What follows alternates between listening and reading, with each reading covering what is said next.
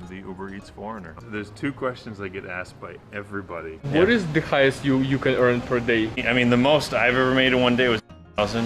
One of the ladies working inside, she's like, oh, Adoa, Adoa. She just yells at everyone in the kitchen. 大家好，我买了一个饮料，我们去楼下拿我的饮料。Let's go, let's go. 哦，好享受的 Uber Eats driver. Hi, Whoa. I got your Uber Eats for you. 你是外国人吗？我是外国人哦。真假的？你叫什么名字？我叫阳光。阳光 let's go shoot some video. 好啊。Okay, give me my drink first and let's go shoot some video. Alright, let's do it. Oh my god, this is 外国人 Uber Eats 外国人 let's go.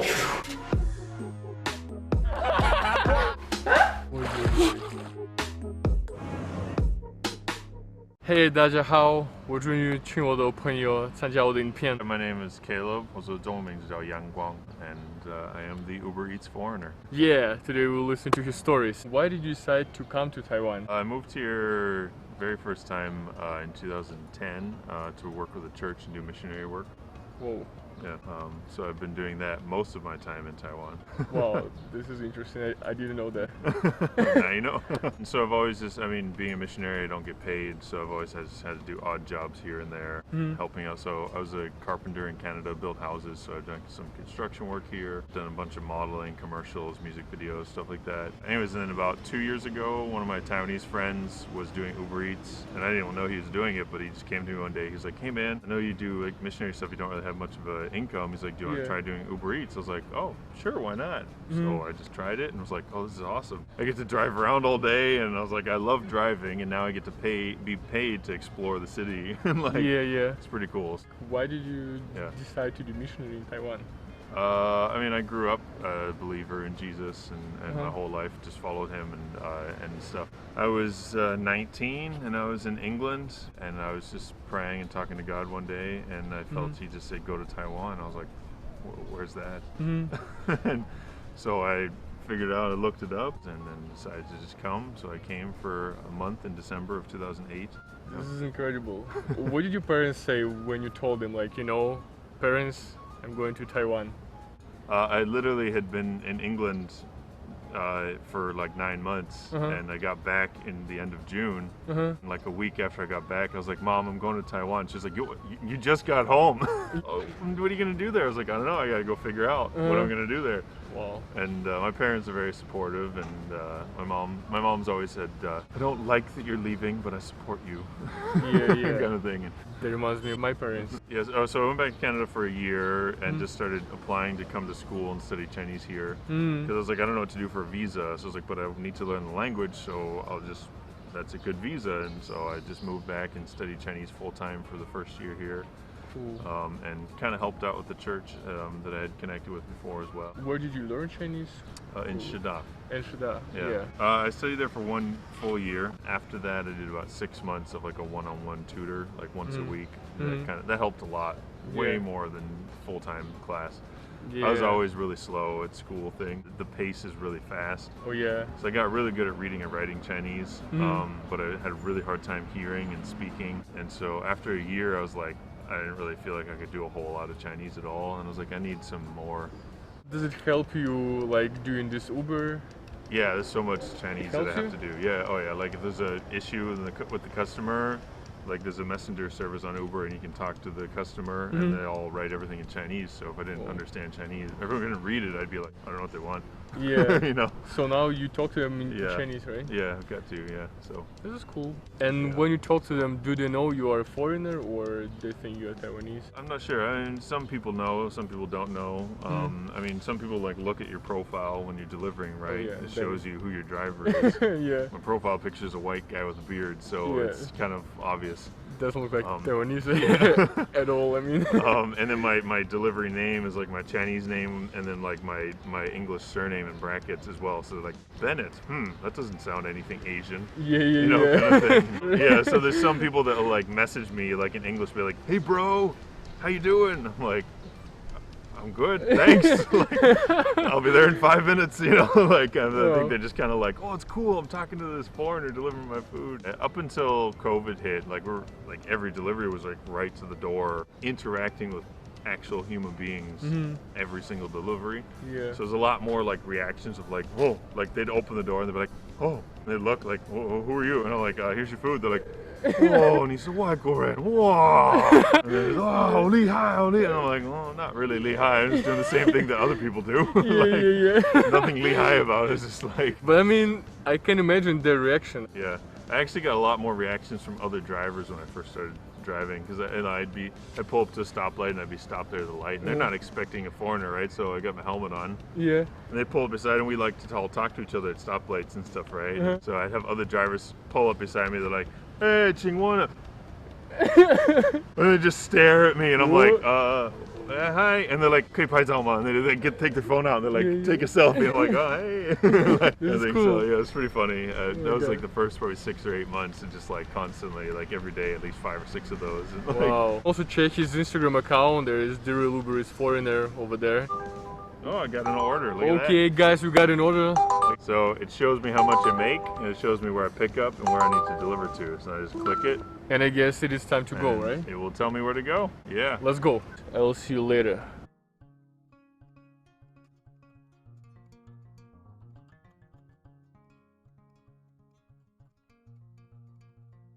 Bang. Hop off.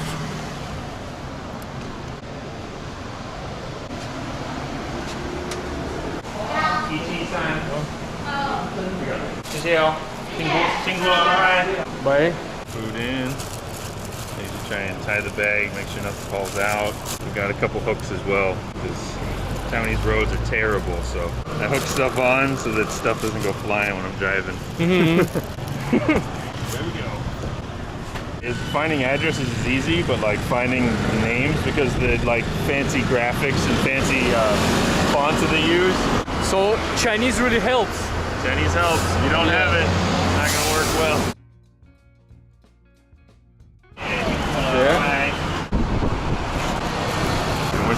How was this kind of Uber delivering during COVID time? I never felt scared delivering, but I could tell the customers are terrified a lot of the time. I mean, when COVID first started, everything stayed kind of normal. Like you could still deliver to the door and still deliver cash. Yeah. And then last May, when like it went up to level 3, they were like, no cash orders whatsoever. You can only take a picture, like leave it at the door and take a picture. That's it. Oh yeah. So no interaction with customers whatsoever. Very little interaction with restaurants and stuff. Like restaurants would have a table outside, most of them, and they'd get the food ready. They put it outside. And then you just come and you look for your number, you can grab the one that's yours and go. I actually never felt scared once from this pandemic. I'm just like, okay, there's a pandemic and I'm gonna wash my hands as much as I can and be as safe as I can, but there's really no point being scared. Yeah. You know, I'm like, yes, there's people dying and that's tragic and it's horrible. I hate that that's happening, but I'm like, I like to be happy.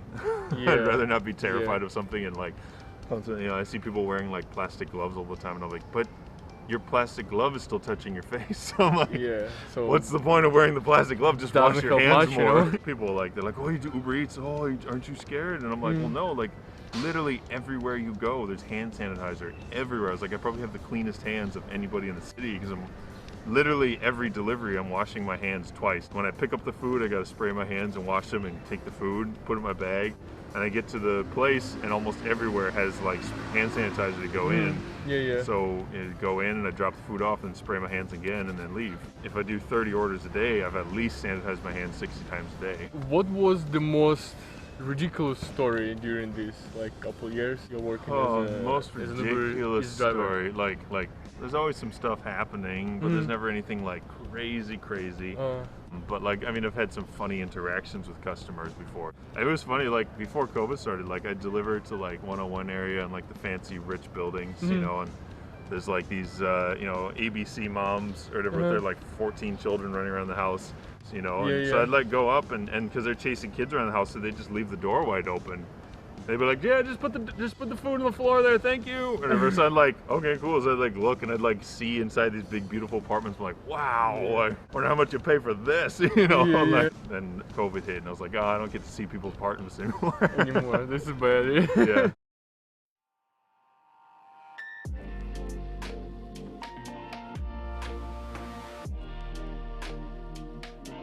The quickest delivery in the town, ladies and gentlemen.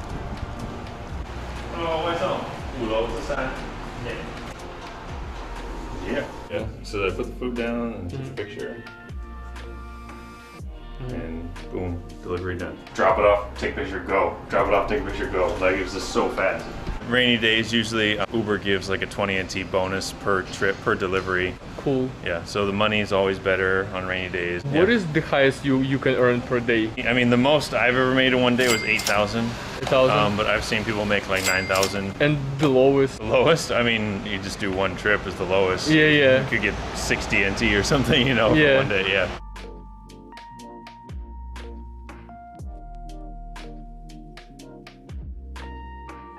Yeah, we just did several deliveries. Can you tell us why did you choose Uber Eats and why didn't you choose Foodpanda? Well, I got introduced to Uber Eats by my friend, and so I just started doing Uber Eats. And a few months ago, maybe in April, I went to the Foodpanda office because Uber business was getting a little bit slower, and I had been thinking about possibly moving to Elon, and Uber business in Elon was garbage, so I could only do Foodpanda there if I wanted to do that. So I went to the Foodpanda office in Nehu and tried to apply, and they were like, no, we don't accept foreigners. I was like, why not? Yeah. Why would you not accept a foreigner?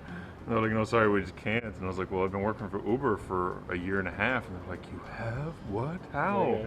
Like, I just gave them my APRC and they put it in, and they were like, okay, cool, great, welcome to the force. And strange. And Foodpanda was like, no, we can't do it. So I don't know if I've never tried Foodpanda, so I don't really know. I don't have a preference. I just Uber's the one I'm allowed to do. So are there any disadvantages of this kind of job? Sometimes you have to work really long hours just to make some money. That can be, I guess, one of the disadvantages. Is it enough to kind of, you know, like sustain your living in Taiwan? Yeah. Enough, right? Yeah, definitely, yeah. Guys, actually, if you want to know his story, probably we can shoot another part. If you want to know more about his life, you can just leave a comment. He'll tell you more about his daily life. Traveled a lot. I went to 11 different countries before coming to Taiwan. So yeah, got lots of stories. Do you have any other funny stories to tell them? I'll do a delivery somewhere, and I'll deliver the food, and then I'll come back down, and there'll just be like an old Taiwanese person standing there looking and waiting, because I guess they maybe saw me go in the building. They're like, what's that foreigner doing delivering? You know, and so I'll come down, they're like, oh, like, yeah, you can do this job. And I'm like, yeah, I can. Like, why not? Why not? Yeah. we could all do this job. Like, I can do it, you could do it. And they'll just stand and talk to me like, oh, so how much can you make? And they just start asking all these kind of like,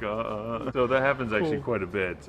Not so much this summer since the COVID outbreak, but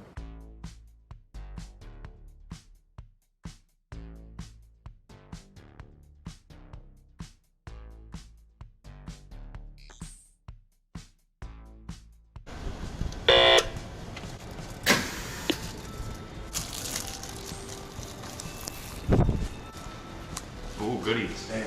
No elevator? No. Okay. This is how I keep in shape. My workout.